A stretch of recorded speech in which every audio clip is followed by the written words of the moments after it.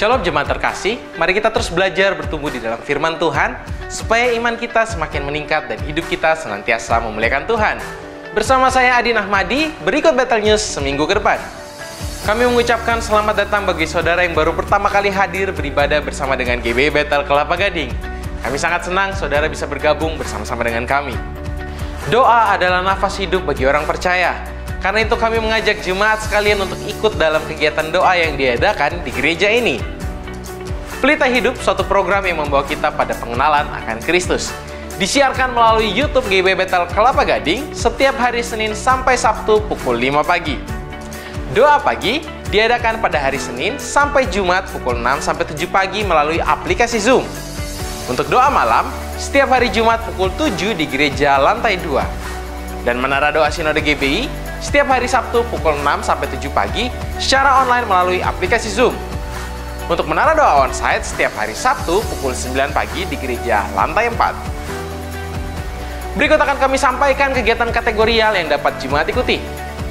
Hari Rabu 17 Januari 2024 pukul 10 pagi ibadah WBI ucapan syukur awal tahun akan dilaksanakan secara onsite. Ibadah akan dilayani oleh hambanya PDP Neti Marlina dengan tema Berjalan Bersama Tuhan. Di tengah zaman yang semakin banyak tantangan, kami mengingatkan agar generasi milenial senantiasa berjaga-jaga. Maka perkuat imanmu dengan mengikuti ibadah Battle Youth dan Battle Teens Kelapa Gading setiap hari Sabtu pukul 5 sore. Setiap hari Minggu pukul 10 pagi ada ibadah Battle Kids. Kami menghimbau pada orang tua untuk membawa anaknya dalam ibadah ini, agar mereka lebih mengenal dan merasakan kebaikan Tuhan. Ibadah onsite hari Minggu tanggal 21 Januari pukul 8 dan 10 pagi akan dilayani oleh Pendeta Rap-Rap dengan tema Iman dan Janji Tuhan. Telah dibuka kesempatan pelayanan sebagai usher. Bagi Bapak Ibu yang rindu untuk melayani sebagai usher, dapat mendaftarkan diri ke koordinator ibadah sebagai berikut ini. Shalom saudara sekalian, Tuhan telah pelihara kita sepanjang tahun 2023 dan kita percaya 2024 Tuhan juga pasti akan menyertai kita. Dan sebagai rasa syukur kita, maka sepanjang bulan Januari ini kita diberi kesempatan untuk memberikan persembahan buah sulung kepada Tuhan. Sebagai rasa syukur setahun Tuhan sudah menolong saya dan pasti Tuhan juga akan menyertai saya. Amsal 3 ayat 9-10 berkata, muliakanlah Tuhan dengan hartamu dan dengan hasil pertama dari segala penghasilanmu, maka lumbung-lumbungmu akan diisi penuh sampai melimpah-limpah dan bejana pemerahanmu akan meluap dengan air buah anggurnya. Kalau kita memberi dengan tulus, berkat Tuhan akan dicurahkan. Saudara bisa memberikan lewat amplop atau transfer melalui nomor yang tertera dan dialah berkat Allah melimpah.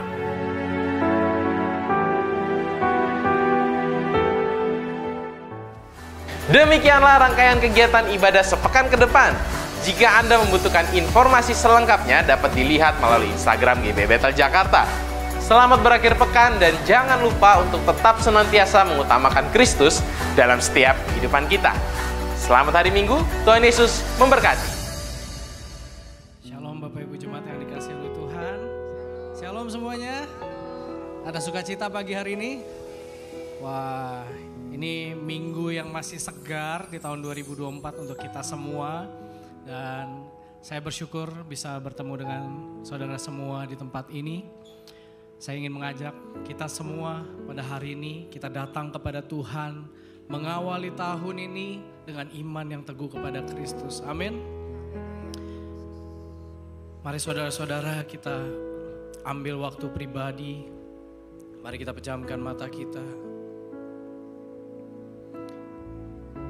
Mari kita bersyukur kepada Tuhan yang tidak pernah gagal dalam rencananya, yang selalu menyertai kita sepanjang tahun dan di tahun ini pun saudara-saudara, Allah yang sama, Yesus Kristus juga akan menyertai kita melewatinya. Terima kasih Tuhan. Mari datang kepadanya. Haleluya. Engkau baik Tuhan. Kami bersyukur Kami bersyukur untuk segala kebaikan-Mu.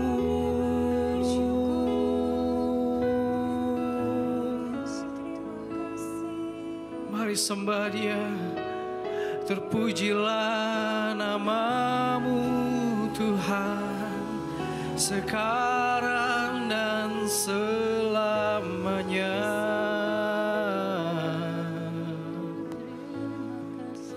Tiada yang lain, tiada yang lain selain pribadi-Mu Tuhan. Bapa, Kau kami sembah, Kau yang sanggup Tuhan melakukan segala perkara yang tak terpikirkan. Haleluya, haleluya. Oh, Kau layak Tuhan, Kau layak untuk terima segala hormat dan pujian. Biar segala yang bernafas memuji nama-Mu Tuhan. Sebab Kau besar, Kau besar Tuhan.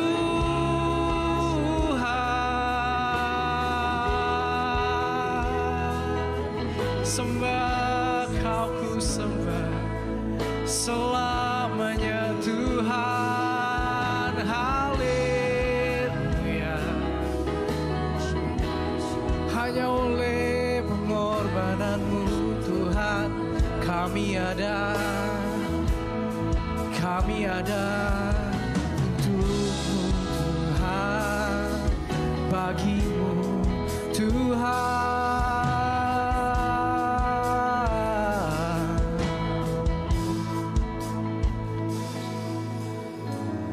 Besar Tuhan,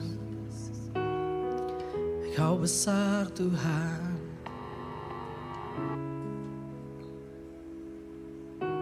Hari ini Kamu mau nyatakan Tuhan, bahwa dalam hidup kami Tuhan tidak ada yang lebih besar daripada pengorbanan Tuhan yang sudah menyelamatkan kami, menjadikan kami pribadi yang baru. Dan tidak ada nama lain di bawah kolong langit selain nama Yesus Kristus, yang oleh namanya kami diselamatkan Tuhan. Kami bersyukur Tuhan, lebih dari sekedar materi Tuhan, lebih dari sekedar apapun Tuhan, keselamatan yang terbesar daripada-Mu Tuhan. Terima kasih Tuhan.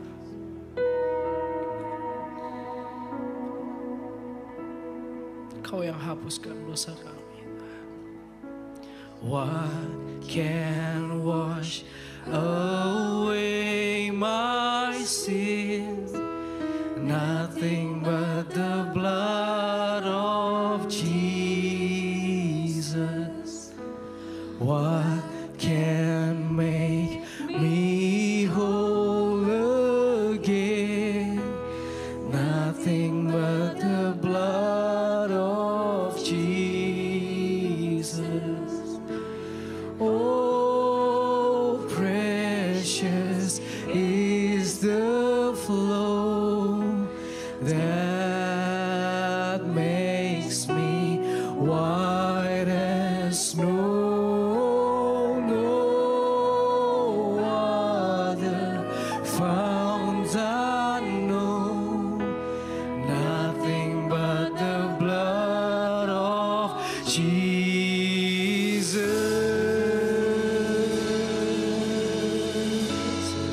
What can wash away? What can wash away my sin? Nothing but the blood of Jesus. What can make me whole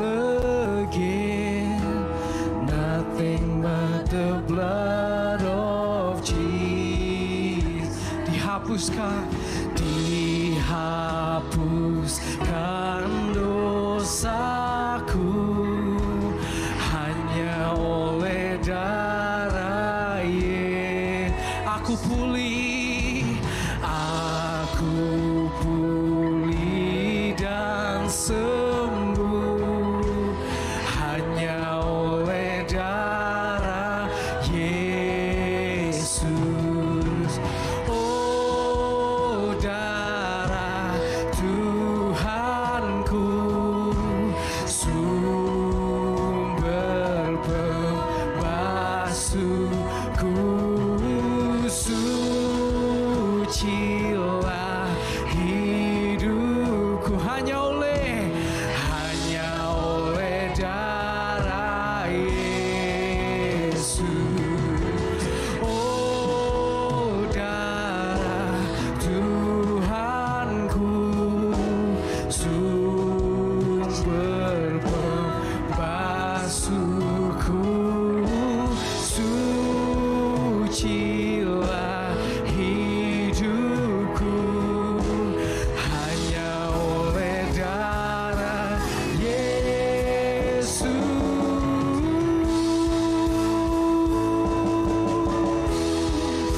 Hanya oleh darah-Mu Tuhan kami diselamatkan. Haleluya, pengorbanan yang mulia. Mari kita bawa sembah kita kepadanya setiap jemaat. Mari kita sama-sama bangkit berdiri dan bawa kehidupan kita di hadapannya. Oh Tuhan, terima kasih Bapa, terima kasih untuk pilur-Mu yang menyembuhkan, pilur-Mu yang menyelamatkan, yang ubahkan hidup kami.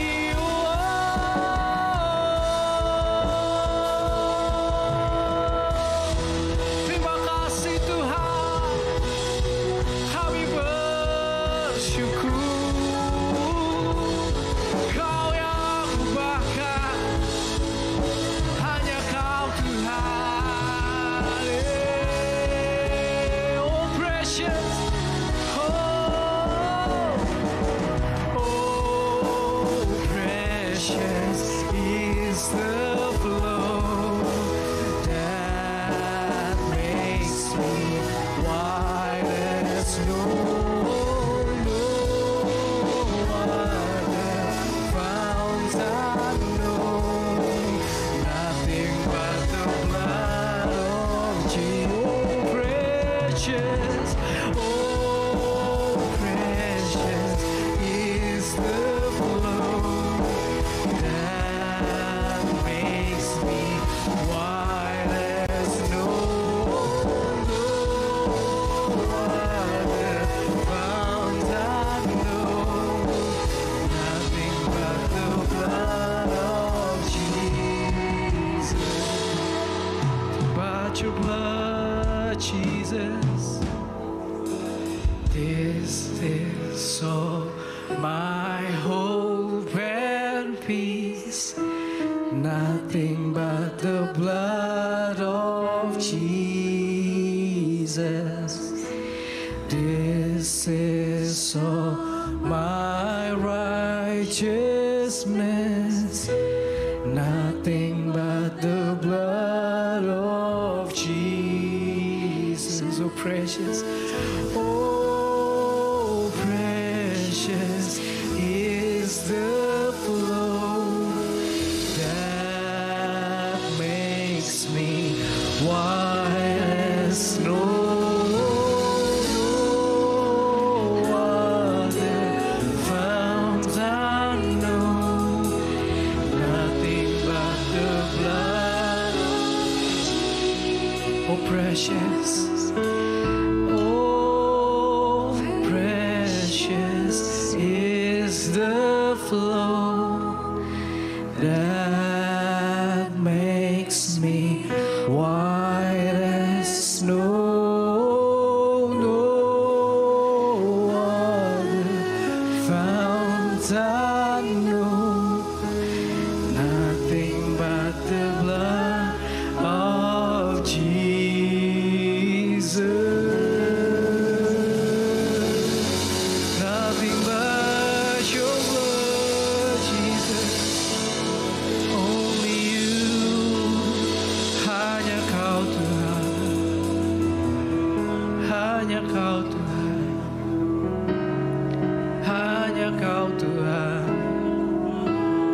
Terima kasih Tuhan.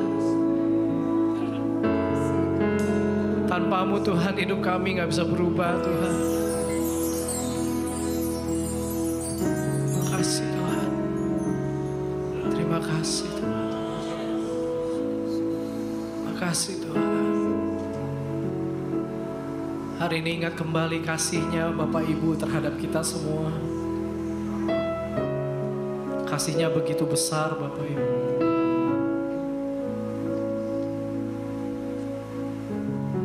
Terima kasih Tuhan. Kami mau nikmati kehadiran-Mu hari ini Tuhan. Terlebih dari itu Tuhan, di tahun yang baru ini kami mau kembali datang Tuhan.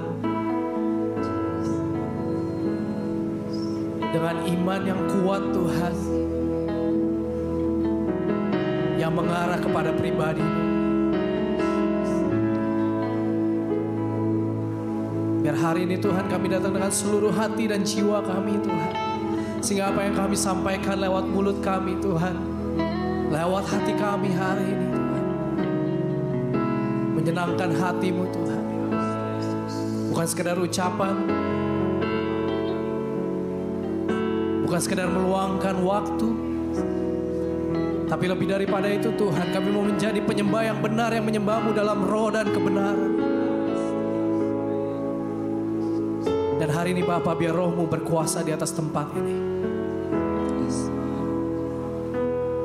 Dan ya Allah, biar bila Engkau ingin mengadakan mujizat Tuhan. Dan pemulihan hari ini biar Engkau yang bekerja Tuhan. Terima kasih Tuhan. Dan hari ini Tuhan, kami umat-Mu, kami siap Tuhan. Untuk memuji dan menyembah-Mu, membawa yang terbaik bagi nama-Mu. Di dalam nama Yesus Kristus, setiap jemaat yang percaya sama-sama kita katakan, amin. Berikan kemuliaan buat Tuhan kita. Shalom saudara-saudara. Wah, tahun baru berarti sukacita yang baru, amin. Nah, mungkin lihat kanan kiri belum bilang Happy New Year. Boleh kasih Happy New Year dulu Bapak Ibu. Happy New Year semuanya. Biar tahun ini menjadi semangat yang baru dan pengalaman yang baru bersama dengan Tuhan. Amin. Berikan tepuk tangan yang meriah bagi Tuhan kita. Haleluya. Kau terbesar dan mulia. Ajaib semua perbuatanmu. Kau terbesar dan mulia. Biarlah semua memuji-Mu.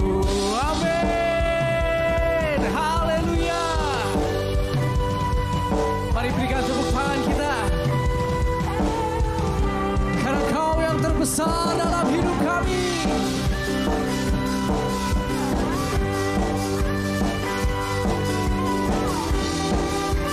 Sama-sama berikan suara yang terbaik Bapak Ibu. Segenap hati aku memuji, segenap jiwa aku bernyanyi, karena Roh-Mu ada dalamku Tuhan.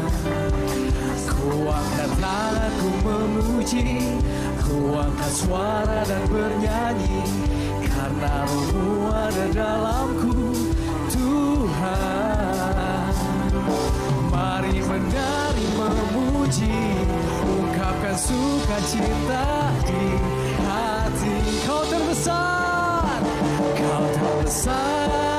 dan mulia. Ajaib semua perbuatanmu. Kau terbesar dan mulia. Biarlah semua memuji-Mu. Amin Tuhan.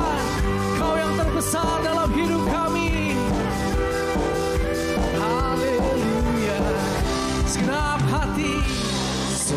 hati aku memuji, segenap jiwa aku bernyanyi, karena Roh-Mu ada dalamku Tuhan. Ku angkat tanganku memuji, ku angkat suara dan bernyanyi, karena Roh-Mu ada dalamku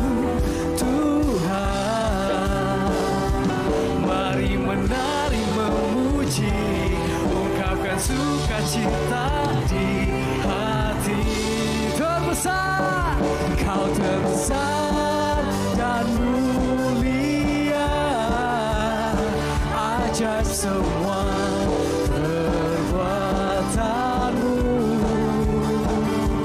Kau terbesar dan mulia, biarlah semua memujimu. Kau terbesar dan mulia, ajaib semua perbuatanmu. Kau terbesar dan mulia, biarlah semua memujimu. Oh haleluya Tuhan, selamanya Tuhan kami datang untuk menyembah-Mu, dan tiada yang lebih mulia daripada Yesus Kristus Tuhan kami. Mari sama-sama. Kau terbesar dan mulia, ajaib semua perbuatanmu. Kau terbesar dan mulia, biarlah semua memujimu. Kau terbesar dan mulia, ajaib semua perbuatanmu. Kau terbesar dan mulia, biarlah semua memujimu. Biarlah semua memujimu. Biarlah semua memujimu.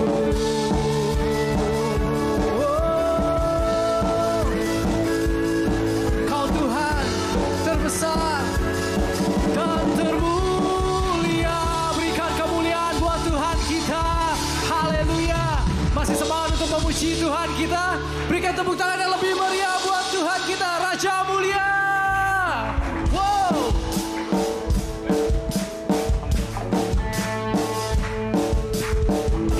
Biar Tuhan kita menerima segala kemuliaan dan segala pujian kita.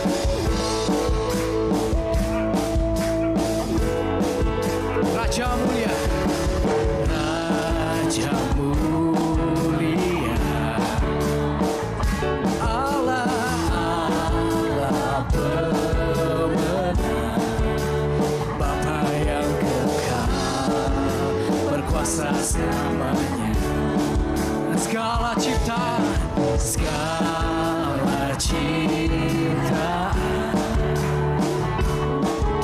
sujud menyembah bagi yang mulia, berkuasa selamanya.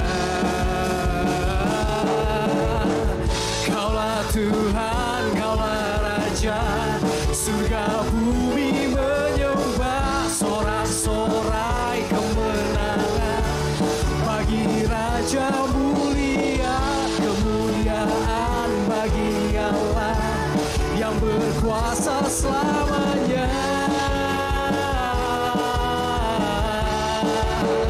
Engkaulah Raja,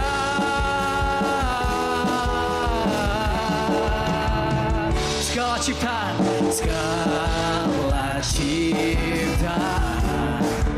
sujud menyembah. Amin. Bagi yang mulia, berkuasa selamanya. Kaulah Tuhan, Kaulah Raja, surga bumi menyembah, sorak-sorai kemenangan bagi Raja mulia, kemuliaan bagi Allah yang berkuasa selamanya. Kaulah Tuhan, Kaulah Tuhan, Kaulah Raja, surga bumi menyembah, sorak-sorai kemenangan bagi Raja Raja mulia, kemuliaan bagi Allah yang berkuasa selamanya. Engkaulah Raja. Sama-sama setiap jemaat katakan, Kaulah Tuhan, Kaulah Raja.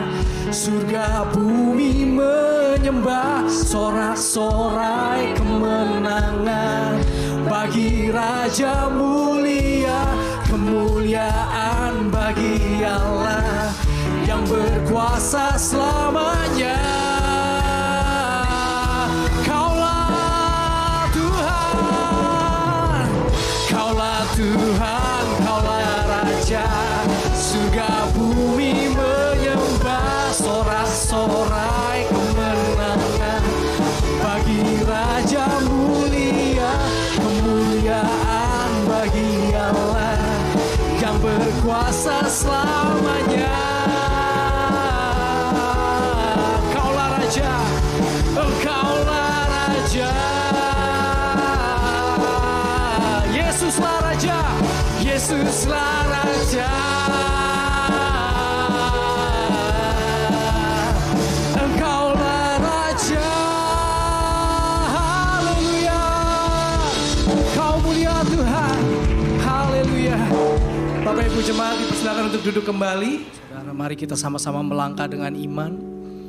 Dan dengan iman yang tertuju kepada Kristus Tuhan kita. Kita percaya Bapak Ibu pengorbanannya begitu besar dalam hidup kita. Kalau Allah Bapa rela untuk memberikan anaknya bagi kita, masakan penyertaannya tidak diberikan dalam hidup kita. Terima kasih Tuhan.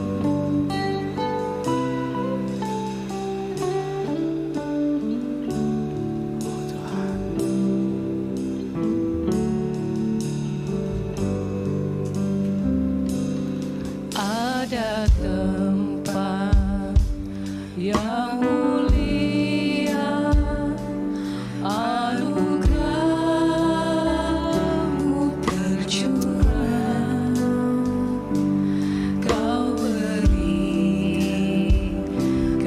hidupku sebagai ganti dosa.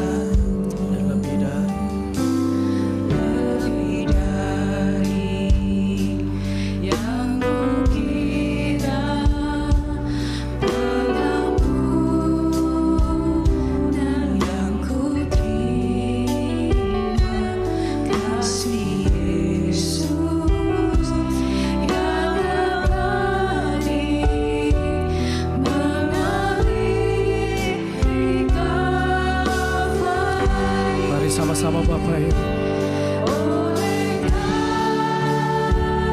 Nah kasih-Mu seluruh hidupku milik-Mu Tuhan.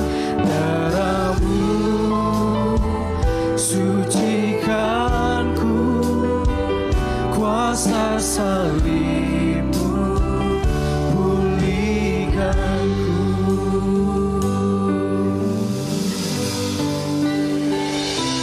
Kasih Tuhan.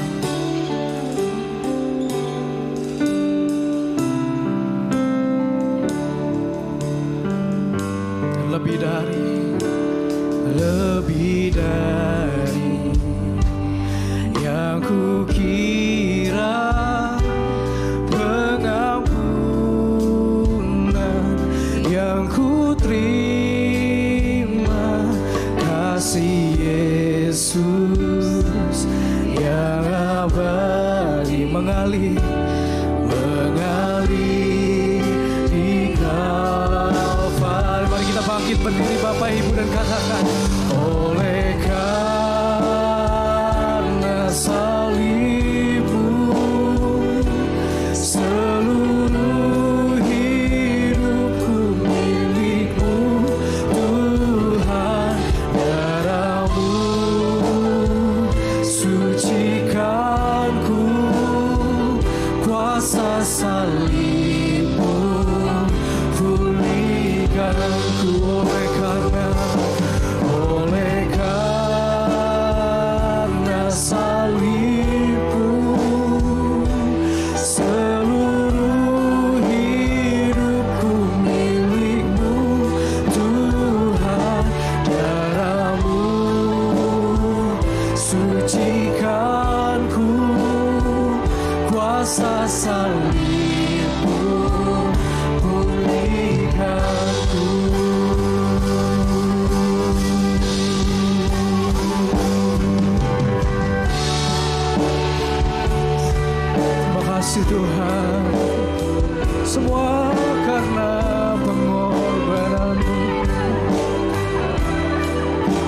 kita menghadap Tuhan semesta alam. Dan nyatakan begitu besar pengorbanannya dalam hidup kita.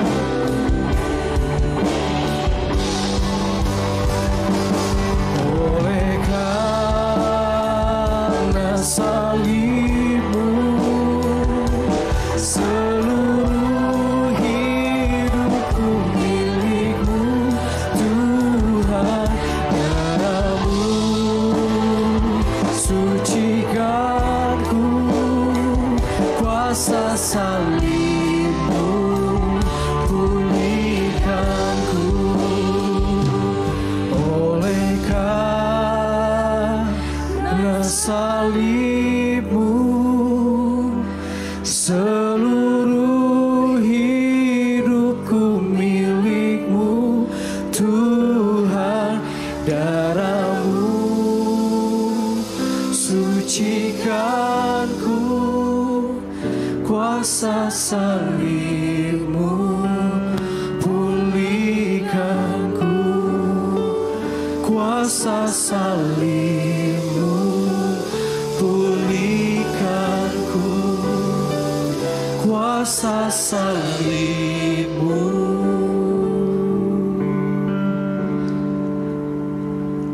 Pulihkanku. Haleluya. Berikan kemuliaan buat Tuhan. Haleluya.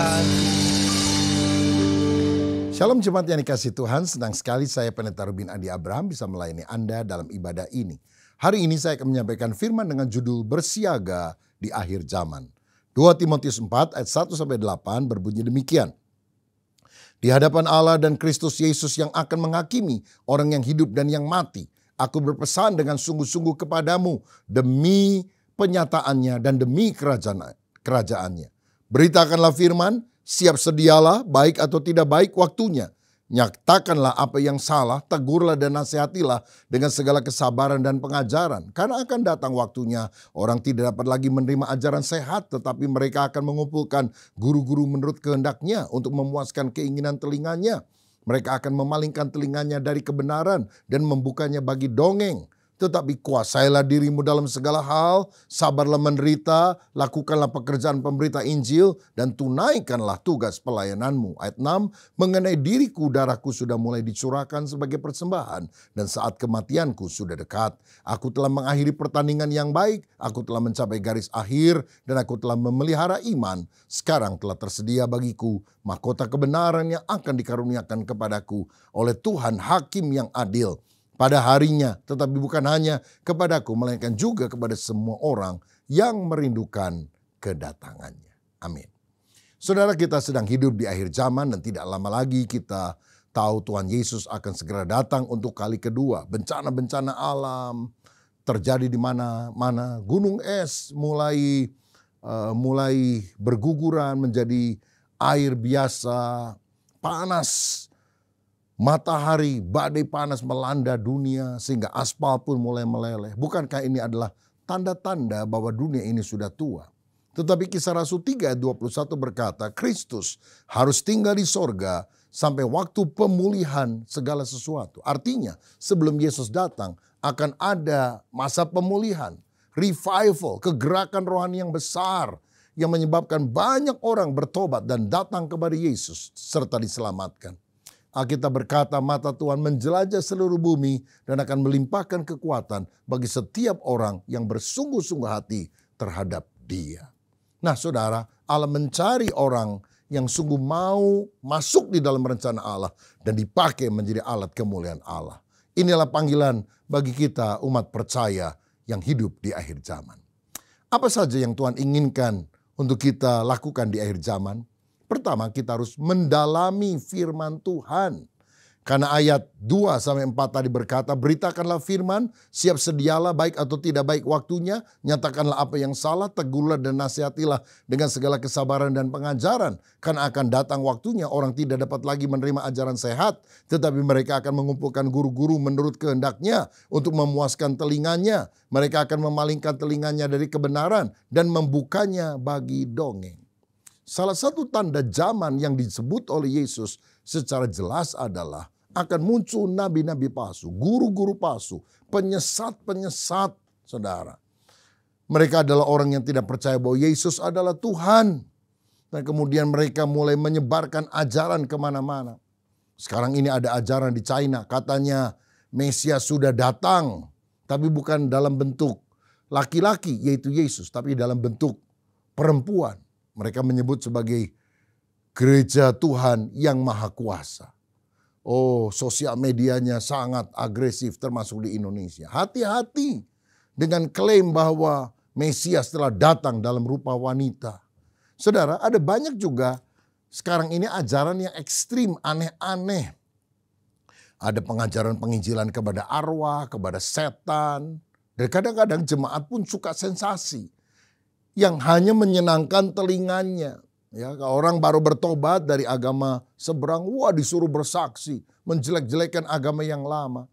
Itu tidak membangun iman kita juga, tidak memperdalam pengenalan kita akan Allah juga. Sehingga banyak orang akhirnya terombang-ambing oleh berbagai arus dunia. Alkitab berkata bahwa umatku binasa karena tidak mengenal Allah. Hosea 4 ayat 6. Bahkan di ayat 14c dikatakan umat yang tidak berpengertian akan runtuh. Tapi sebaliknya Daniel 11 ayat 32 berkata, tetapi umat yang mengenal Allahnya akan tetap kuat dan bertindak.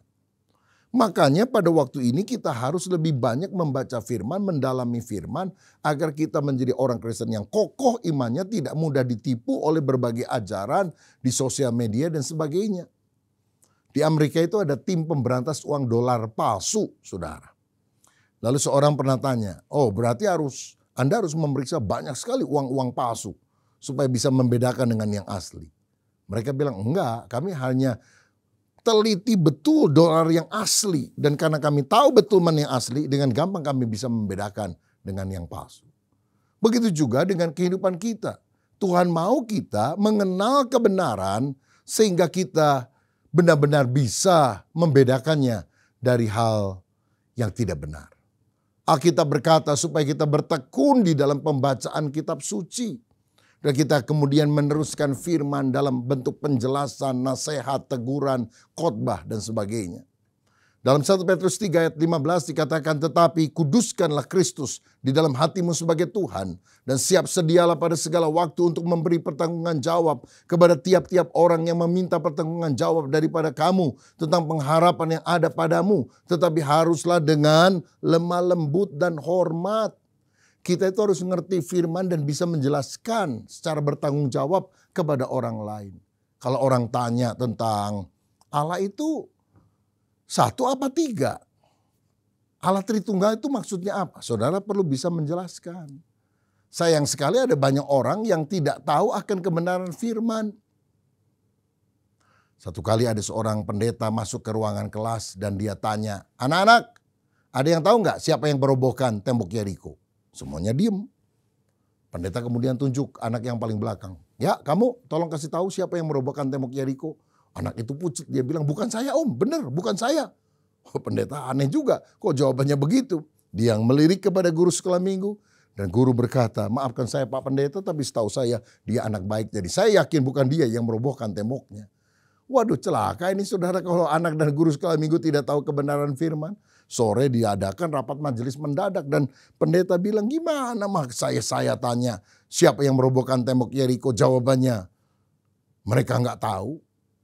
Seorang majelis yang paling tua kemudian bilang, Pak Pendeta menurut kami tembok gereja yang runtuh tidak perlu terlalu dibesar-besarkan karena bukankah di kas kita masih banyak uang, tolong kasih tahu tembok bagian mana sebelah gereja kita yang runtuh.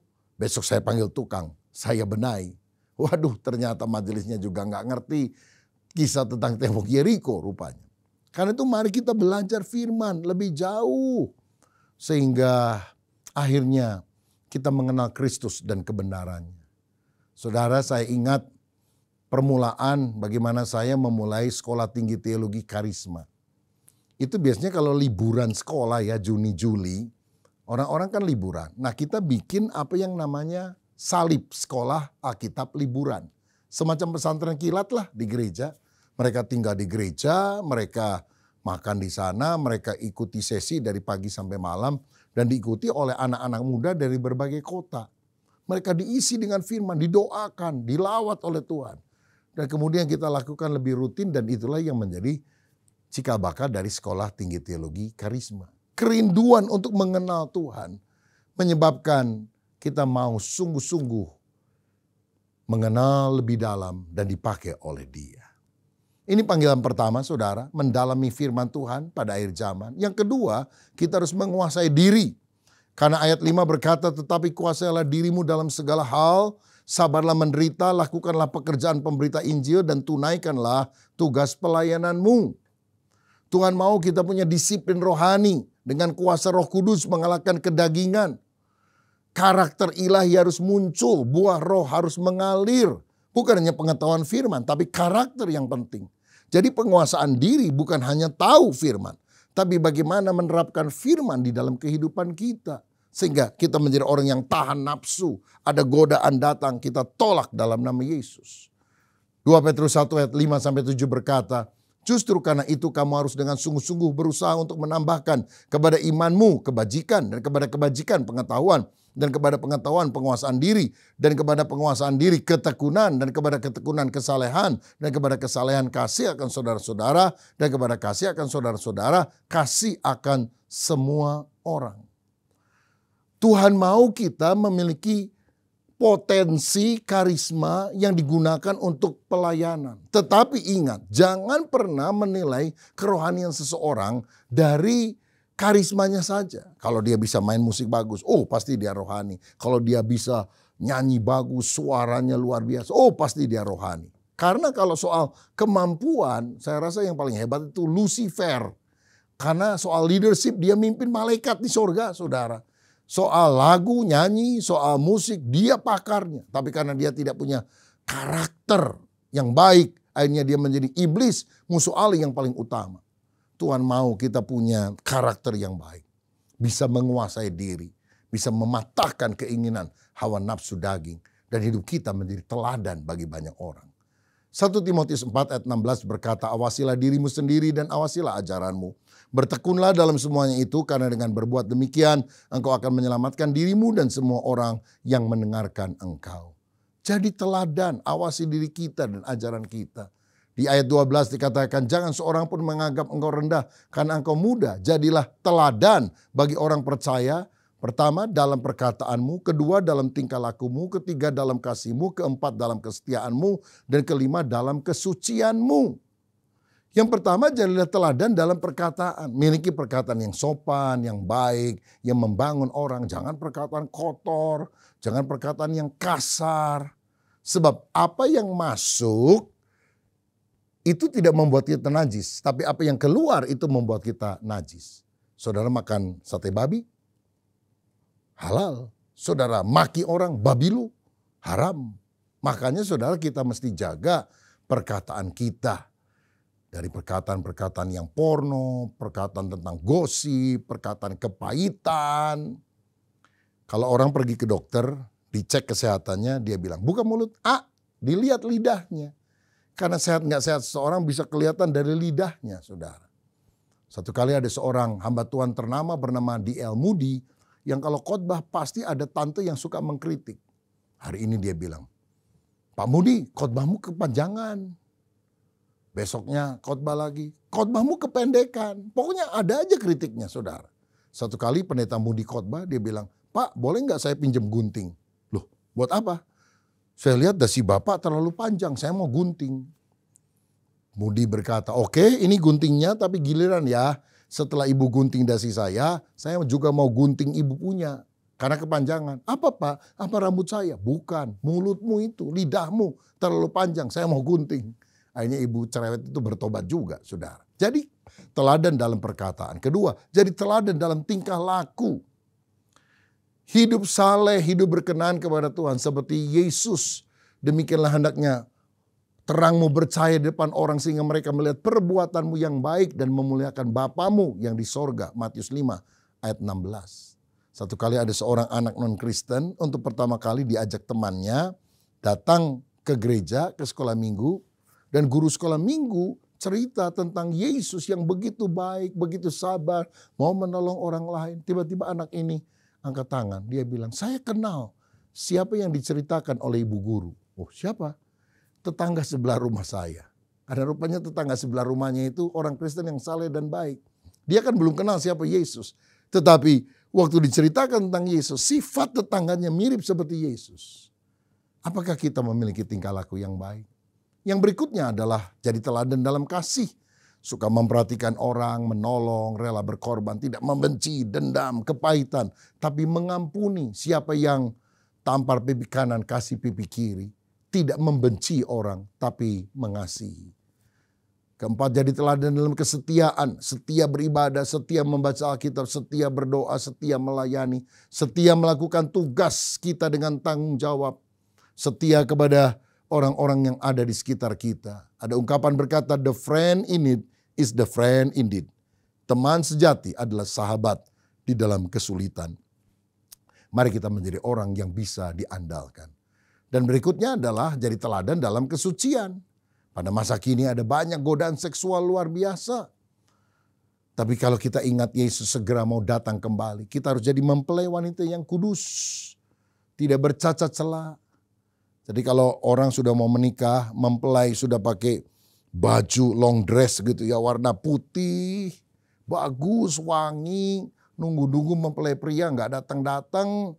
Boleh nggak mempelai wanita bilang, aduh gimana kita main bola dulu aja di tanah lapang. Ya itu bajunya akan rusak saudara sekalian. Biar kita menjaga diri supaya kita ditemukan Tuhan siap pada waktu kedatangannya. 1 Petrus 1 ayat 16 berkata, kuduslah kamu. Sebab akulah Allah yang kudus. Bapak kalong, anak kampret. Bapak nyolong, anak nyopet.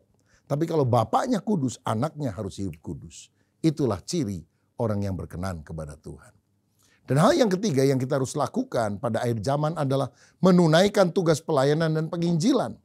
Ayat 5 tadi mengatakan setelah kita menjaga diri kita, kita harus melayani dan memberitakan Injil.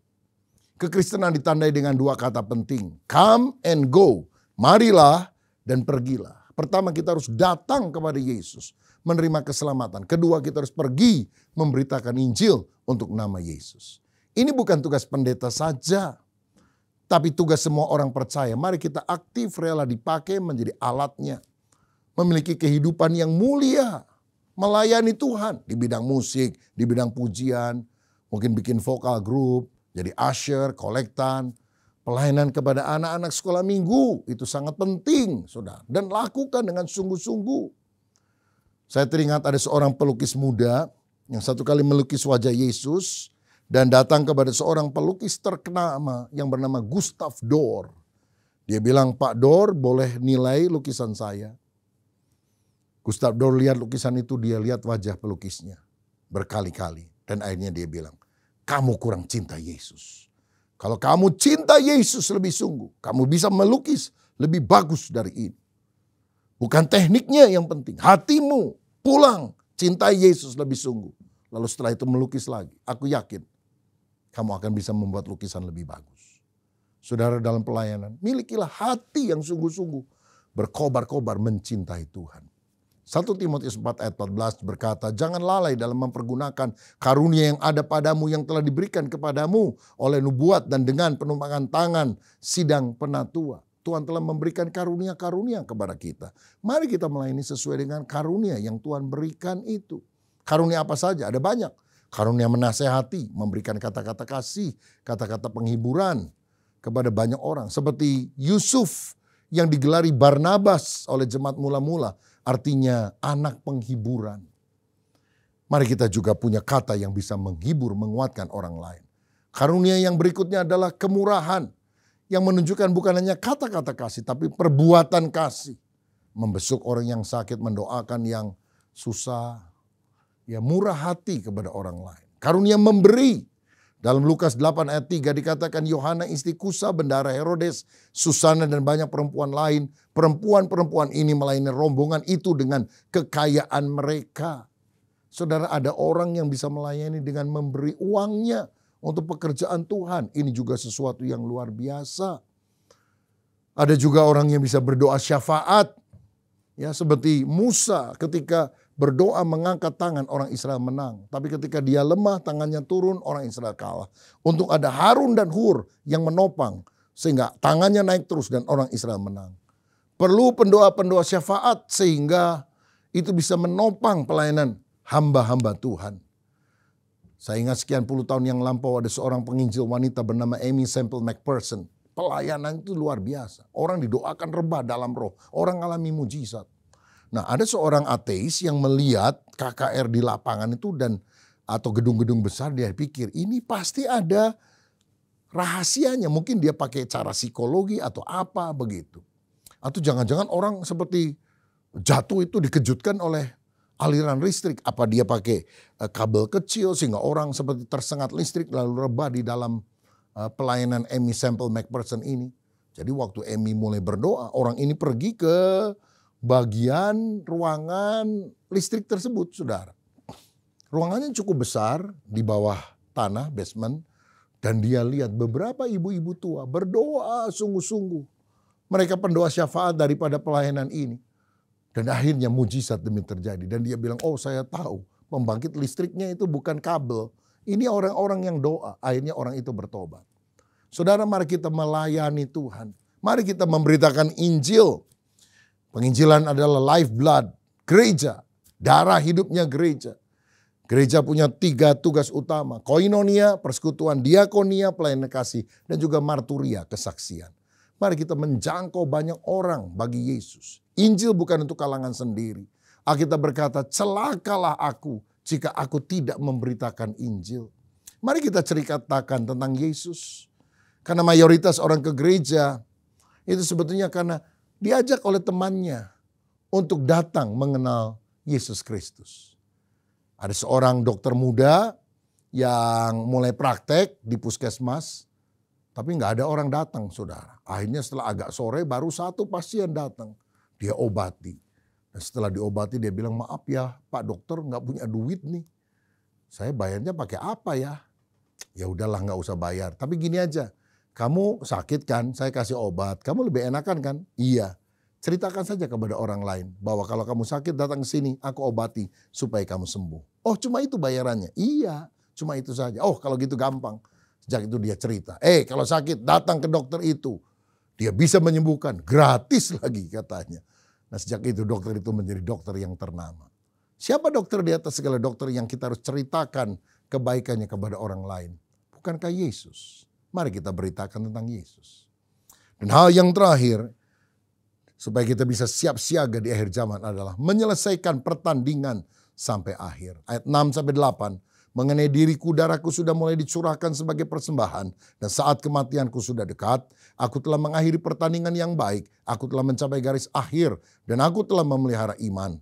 Sekarang telah tersedia bagiku mahkota kebenaran yang akan dikaruniakan kepadaku oleh Tuhan hakim yang adil pada harinya. Tetapi bukan hanya kepadaku, melainkan juga kepada semua orang yang merindukan kedatangannya.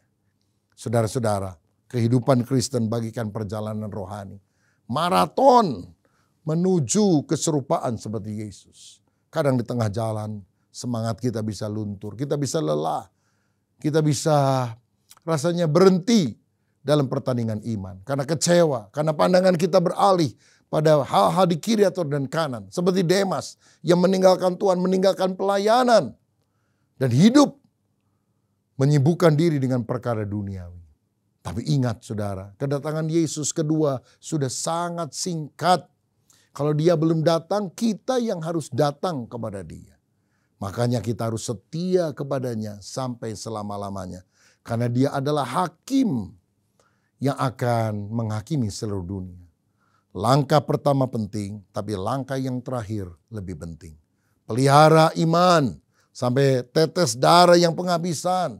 Sampai seterusnya kita setia kepada Yesus.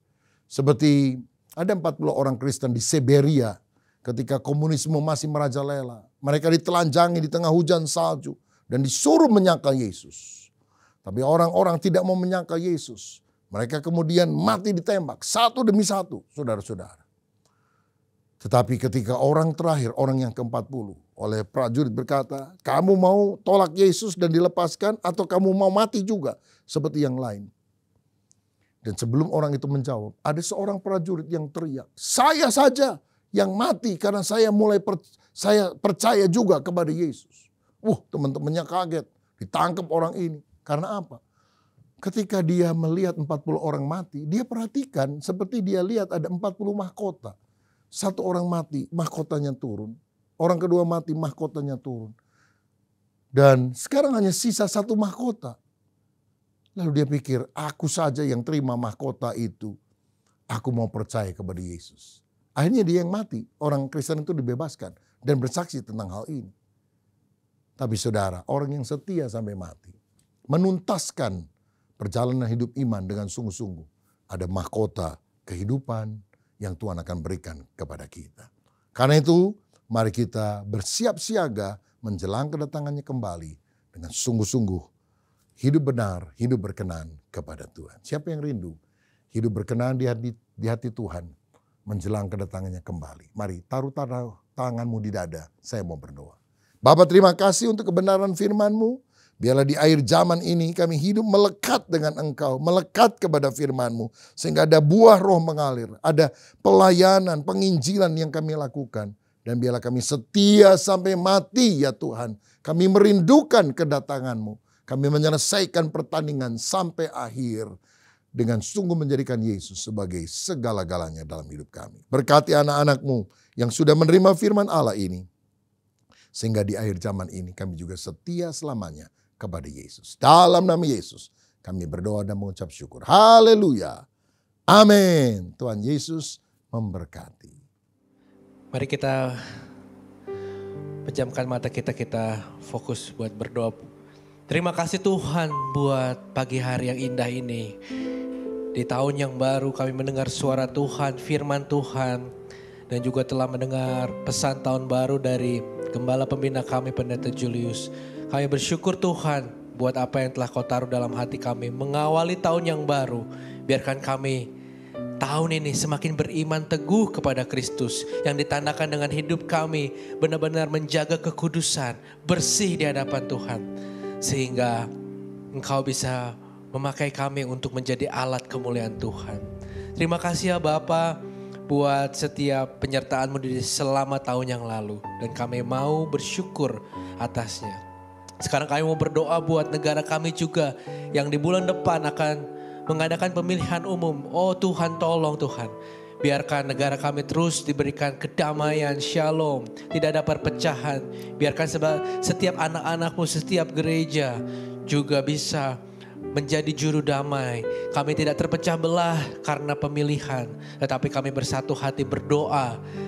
Mendoakan pemimpin yang terbaik, yang terpilih. Terima kasih ya Tuhan. Kami juga mau berdoa buat gereja ini. Buat gembala kami, Pendeta Rubin dimanapun berada. Kau yang sertai terus Tuhan. Berikan kesehatan, visi-Mu. Agar beliau bisa menjadi teladan bagi kami. Dan setiap dari kami, setiap gereja yang dipimpin bisa memuliakan Tuhan. Kami juga mau berdoa buat saudara-saudara kami mungkin yang di awal tahun ini gak bisa hadir karena sakit, karena masalah apapun yang sedang dihadapin. Engkau Tuhan, tolong Tuhan. Nyatakan kuasa-Mu, sembuhkan Tuhan. Dan kami percaya juga Kau pakai kami Tuhan menjadi perpanjangan tangan Tuhan untuk menolong saudara-saudara kami agar mereka dapat kembali sembuh, kembali bisa beriman teguh kepada Tuhan dan kembali beribadah bersama-sama dengan kami. Ya Bapak, sekarang tiba saatnya kami mau pulang, kami mau angkat tangan kami membutuhkan berkat Tuhan.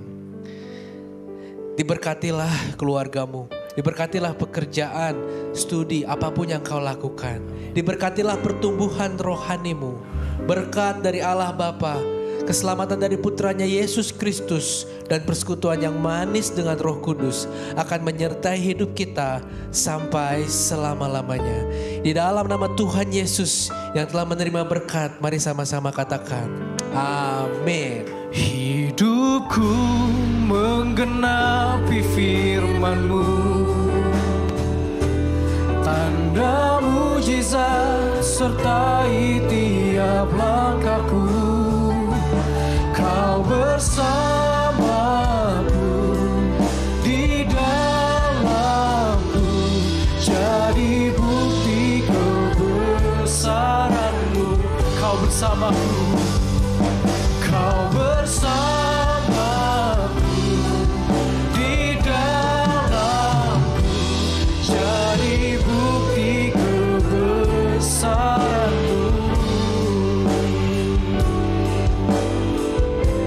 Amin. Demikian ibadah kita sudah selesai Bapak Ibu. Tuhan Yesus memberkati, shalom, dan kita berjumpa lagi di minggu depan.